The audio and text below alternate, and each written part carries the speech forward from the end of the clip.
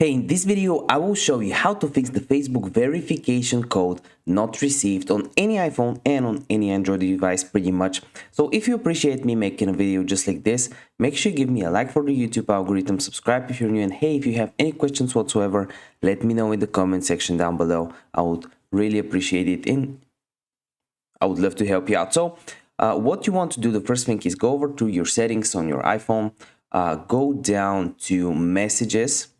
It should be here, and from here first you want to make sure iMessage is on, not off. It's green. This is the first thing, and then you want to make sure that under block contacts you don't have Facebook there, and also you want to go down and filter unknown centers. You want to have it off. If it's on, you won't get the verification code.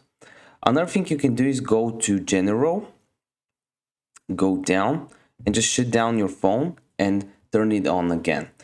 This helped a lot of people because sometimes it's just an issue. And if all of this doesn't help, just waiting it out, try in another hour or something like this can help you out. Give me a like. I want to see you in the next video. Bye.